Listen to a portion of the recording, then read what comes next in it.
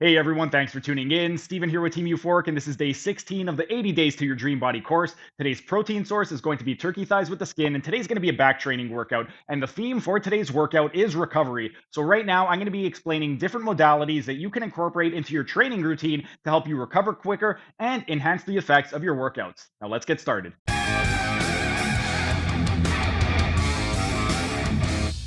And while we're resting, let's move on to the fourth recovery modality, and that is going to be deep tissue massage.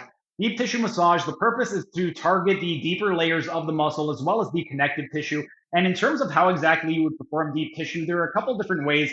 Ischemic compressions and muscle stripping are going to be great for getting deep into the actual muscle.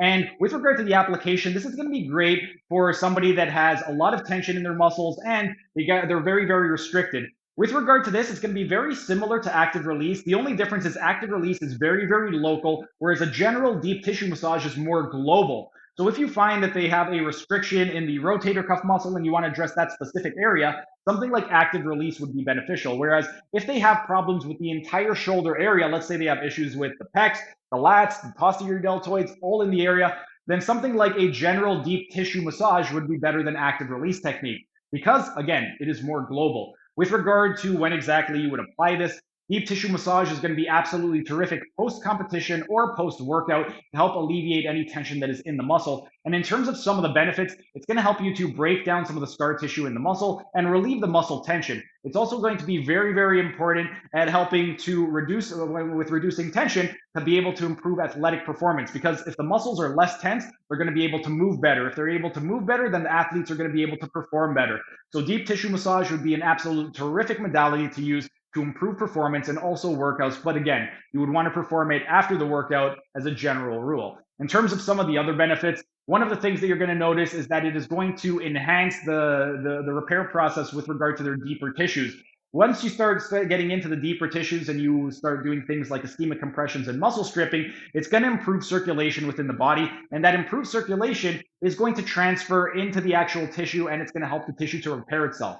One of the other things that will be beneficial is that it's going to help to reduce chronic muscle pain. If somebody has a lot of shoulder pain, elbow pain, and you perform something like deep tissue massage, you're going to be, by breaking up all of those adhesions in the muscle, you're going to get more oxygen and blood flow into that area, and that is going to reduce pain and reduce tension.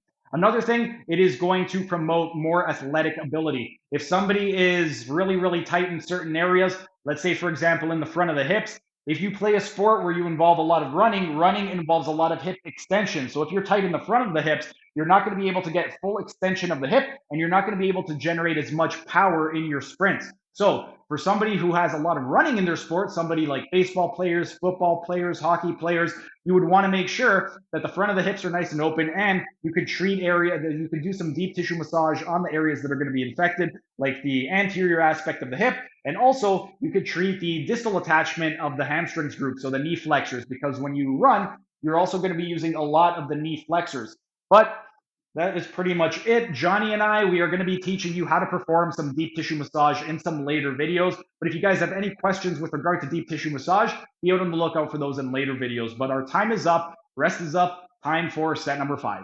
Thanks for sticking around until the end of the video. Be sure to like, share, and leave a comment as it'll help the algorithm. And if you enjoyed the content, show your support by subscribing to the channel by clicking on the icon in the bottom right corner. And if you really want to show your support, then consider becoming a member by clicking on the icon in the bottom left corner.